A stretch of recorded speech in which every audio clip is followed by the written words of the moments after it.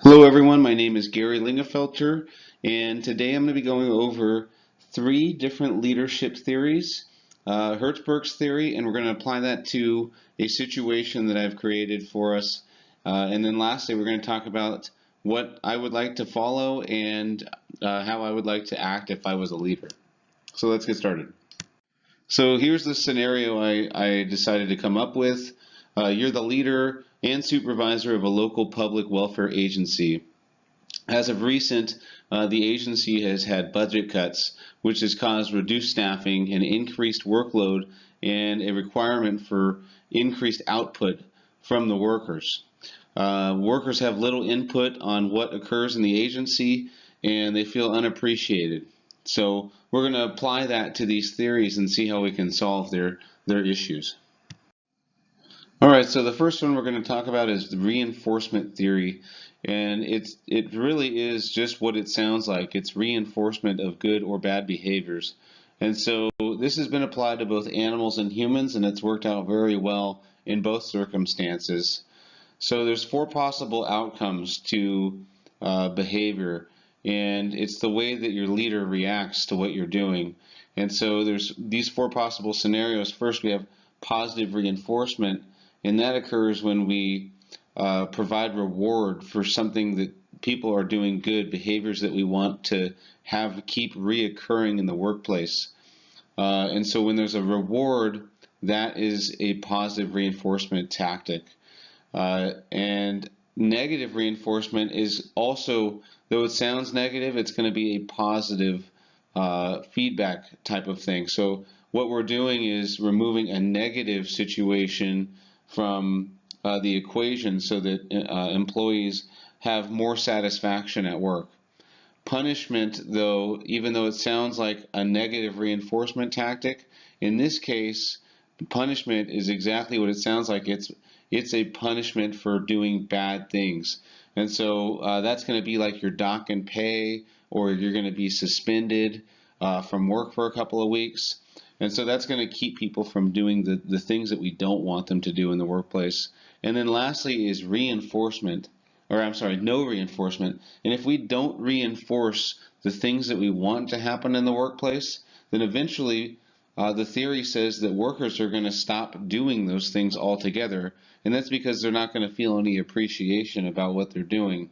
When that happens, it's called extinction, and that's something that we don't want to happen in the workplace. We want our workers to know how much we appreciate them and how hard they're working. And so if we apply this to the situation that I developed with these workers who are being have an increased workload, they have less of a budget, and there's a greater demand placed on them. If we as managers and supervisors let them know that we really appreciate them and reinforce those positive behaviors, maybe they'll have some more job satisfaction every day when they come to work. So next is the situational leadership theory, and this was developed in 1988. And basically it says that as a leader, you need to be leading people on a situational basis. So you need to evaluate what your workers are actually doing before you just kind of provide blanket policies upon them on the way that you treat them. And so basically, here's the first kind of example. You've got a person who's maybe lacking in ability.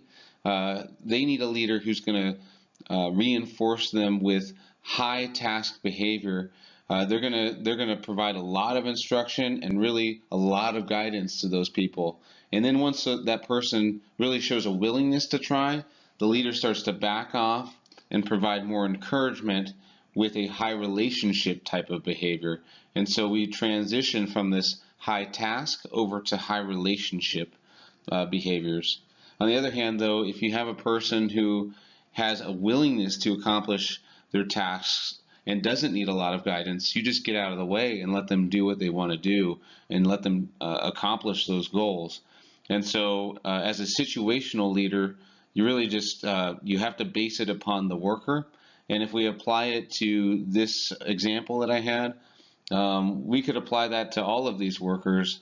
If we have people who are not holding up their end of the workload, the expectation is that they have more output because of these budget cuts and decreased staffing. And they have to meet those goals whether we like it or not. It's something that just has to happen. And so we can either guide the people who are not meeting those goals, or we can get out of the way for those that really are trying to meet those goals. And so that's how we can apply situational leadership to that example. All right, the next is grassroots leadership theory, and it was developed in 1996, so this one's really new.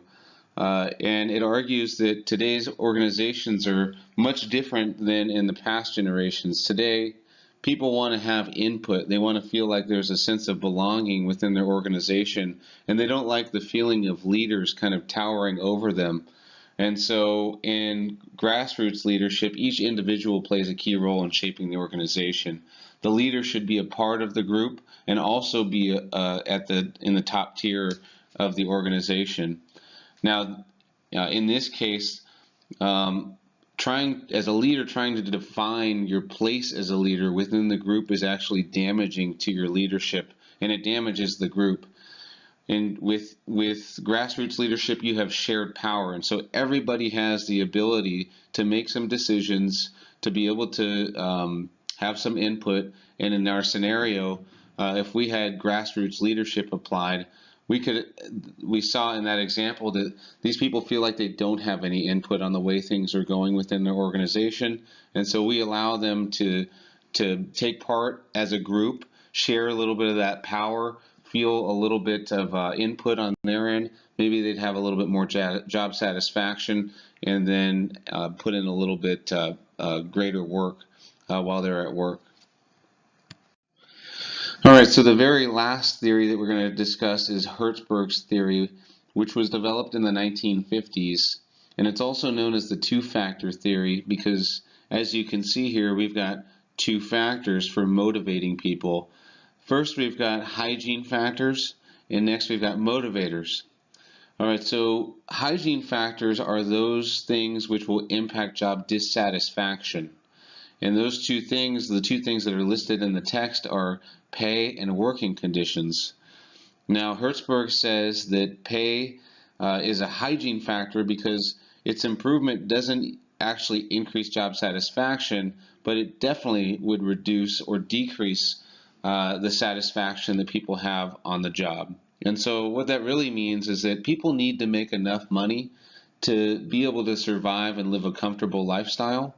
But the more you pay them, it doesn't translate into harder work or more work out of them or satisfaction for that matter. And so money really is a poor motivator, but it's necessary in order to keep your people there. But motivators impact job satisfaction. So these things would be chances for achievement, recognition, and advancement. Now, they definitely wouldn't make you feel dissatisfaction at work if you didn't have chances for achievement or recognition, but it definitely increases satisfaction. And so having those things are relatively low-cost items that you can utilize to bump up the productivity of your work staff. And so if we applied this one to our situation, we would just make sure that all of our employees are receiving pay and working conditions that allows them to thrive, to at least be comfortable. And then as far as motivators go, we need to recognize the people who are doing a good job. And so we're seeing a trend, I think, with all of these theories, and that is that workers need to know that you appreciate what they're doing. And each theory really just has a different way of accomplishing that goal. All right, so my preferred leader is actually, I think, a reinforcing leader. Somebody who really says, hey, good job on this, or hey, not such a great job on that. And that's just because it keeps me in check. It makes me feel like, well, I'm doing a good job, and he recognizes it. But also on the things that I don't do well, if nobody tells me, I'm not gonna ever clean that stuff up. And so I think that for me, this is what is the technique that works the best. And I think that it works great within the fire service, which is where I work. All right, so which kind of leader would I like to be? Well, I already said that I like reinforcing leaders for myself, and so that's probably the way I would end up leading others, just because it's what appeals to me. But I would also say that each one of these, the real goal is to make people feel lifted by the work that they're accomplishing, and we want to discourage behaviors that are negative and fix the things that are negative within the workplace. And so taking something from each one of these is probably the best route. I think that an all-encompassing leader utilizing all of these theories would be the absolute best thing that we could do. So that's all I have for this week. I'll see everybody next week, and have a good week.